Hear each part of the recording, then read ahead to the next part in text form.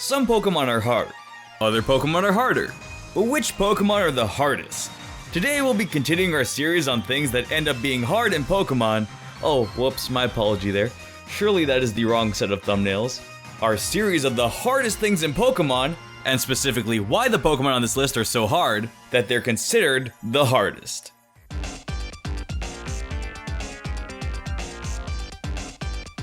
Number 10. Skarmory. The big metal bird comes in as a hard Pokemon to hurt. Not only was it difficult to just find and encounter it in the wild with its low chances, and not even being in either Pokemon Gold, it also had a little period in time where everyone wanted to make sure you weren't using one in battles alongside a Blissey. Otherwise it might be too hard to have fun. What if they were best friends? They wanted to be together on a team. That was just a hard fact to face for both of them. It's a hard metal bird and also a hard emotional challenge to realize you might have to play Pokemon just a little longer if you didn't have a counter. Number 9. Unknown. You know, it's not really just about the fact that there are 28 of them. Unknown is a hard Pokemon just because it's a symbol of the English language. You ever been a 1-year-old? They can't use any of these letters. If I ask you for a group of unknowns spelling house, that's pretty easy. But if I ask you for an unknown spelling there, which one am I asking you for here? Its only move is also Hidden Power, which is removed from Sword and Shield, meaning that power wasn't actually hidden for very long, they found it and deleted it. Right now this Pokemon has no moves, and it's even unknown, so no one can even figure out who it is to go and comfort it with the amount of losses it's just taking. You know what? If you don't know English, that's 26 to 28 unknown characters. Which are you gonna ask for in your native language? Oh, can I have the hula hoop unknown followed by the one with the 2 crooked sticks in the bottom and a little protrusion on top in front of 4 cut down the middle circle unknowns that are supposed to be an H? Where's the language change option for unknown? What about the Russian alphabet? You know what I need? My 50,000 kanji character unknowns to choose from in-game so I can collect them all in every explainable format. I'll even settle for just 4,000 actually. I'm not trying to make this hard for you, Game Freak. Like how hard it could be to understand unknown. I've been speaking English my whole life, I still don't even know what most of the words people say to me are actually meant to mean. Number 8. Duraludon. It's a giant metal dragon that's a hard Pokemon. The problem is, in its original form, its Pokedex entry states it can rust up very easily. It also states that it dislikes rain, and that's unfortunate, making it very hard to really appreciate Galar for the region it is. It would be higher on this list, but because of its Gigantamax version only being a temporary form, it's only a technically honorary number 4, just to half that 8 if it was permanently in that form. I mean, this is a Pokemon that has to show off to the professor or whoever wrote its dex entry to know the hardness of its cells are exceptional.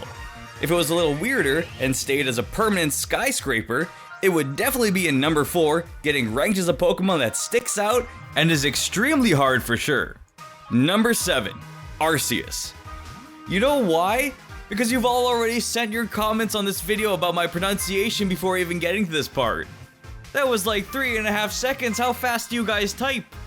You know how hard it is here, saying it? Now we have Milcery. What do you mean? They're both CE, and it looks like milk. There's no way I'm going to assume that's not Milcery, and they're both CE. Oh, this one is Arc, this one is Mills. You know, they really could have picked either one. They could have just chosen it. This is like trying to win the lottery, but they check all the numbers sent out before they pick them just to make sure. Arceus has some other hard factors. It can switch types, so that's a whole lot for it to remember just what day of the week it is to see what plate it has and adjust its move pool to know what has stab and what doesn't. Not for the trainers, of course, you're all geniuses. And it has a steel plate, and a rock plate. Those are tough materials that it can change between to make itself harder. But back to this hard life of pronunciation things, everyone goes ahead and comments when I purposely pronounce something outlandish just because it was fun to emphasize the most random syllables when I was younger with my friends. But it's not really this overly condemnable mistake to pronounce one of these in a specific way when the embodiment of sound in the letters being is there to be said differently in the exact same way it's spelt. You know what? Let's have a game here with my name. Let's all say it together and assume how it's meant to be pronounced. Even out loud as well with me right now. I learned that from Dora. Type out in the comments how you think it's pronounced with any letters you want to emphasize syllables of, and then hit send when I finish counting down from 3, and then say it out loud with me as well. Here we go. 3, 2, 1. Jethrotix. There, see? Knew it. You thought it was Jethrotex. Oh no, I was operating on 6 brain cells when I made this at the age of 16 and never even noticed the name Jethro was in my name. Where are we at now? Living with Arceus and Milcery swapping pronunciation tactics like it's guerrilla warfare?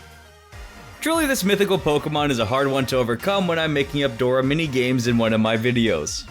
I'm so sorry to everyone over the age of, like, 0. I really don't care how my name is pronounced, by the way. I'm not even remotely serious right now. But that's how I meant it to be pronounced. Number 6. Stakataka. Real hard to name that, huh? Look, it's a very rough economy right now. The real estate market is being run by tycoons. It's just very hard to look at a Pokemon that looks like a house, while at the same time looking like a rock igloo, which is actually also overpriced right now. Number 5. Rotem. Look, Rotem is a tough one here. It goes through a lot. This thing goes from stationary object to stationary object just to feel some type of way. That has to be a drastic change in emotions to be constantly having an identity crisis. Am I just not good enough as a fan? My trainer wants me to be a washing machine now. Was I blowing in an unacceptable way? The real thing that's hard about being a Rotem is, are you even really a Pokemon half the time? No one else has to deal with this, but when it's in the Pokedex and in a phone, you can't use it in battle. It has no types, no logs for these forms. It's just there from the beginning, wondering of its existence in the world, giving you quips and saves from the menu screen. That's hard to distinguish. I mean, it is a Pokemon in these forms, but it's not really a Pokemon. You can't catch it, but it's there. That must be a lot of emotions for one Rotem to take in. That's like it hearing the legendary Pokemon music when you encounter it in Generation 4 on its first pop-up, and it has to think, wait, I hear this. Am I real? And then everyone comments in to go, no. Poor Lightning Ghost. Number 4. Actually, I don't want to talk about this. This is too hard. Number 3. Gollum. The Megaton Pokemon Gollum had to take a spot with that rounded rocky fixture and ability to blow up on you throughout its evolutions, while reminding you gotta trade it to evolve.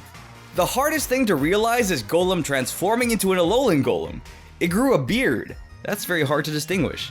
You ever have a family member leave for a long time? You randomly go to Connecticut and now they're there in a Taco Bell but with a beard? That's not easily able to be noticed. Maybe it's not them. Now you have to sit there eating your cheesy gordita crunch and supreme fries while questioning your confidence to get up and ask, hey, actually you're a different guy. I don't even know if this is really Gollum. Maybe it's just a very similar looking Generation 1 Pokemon. It's hard to take in. I mean, it moves to a completely different region, grows a beard, and hides out as an electrician now? That's what people on the run do. That could be hard time. It's also got a real rocky shell of a body that's super round and able to be rolled, that if you got caught by it rolling down a hill, that'd be a hard hit and probably a strike. Number 2. Steelix. There's nothing harder than making a friend, trading them your Pokemon so it'll evolve, and then having to go over to their screen to see the evolution animation, and then have them run away with it. You also have to give Onix an item, one that can be hard to get multiple of, and then choose the best Onix for it to have with the item disappearing. It's also one of the most notable Steel-type Pokemon to break through to, that Mega Evolves into a borderline Diamond form. And if for some reason you choose to punch it, that'll be a hard hit to your hand.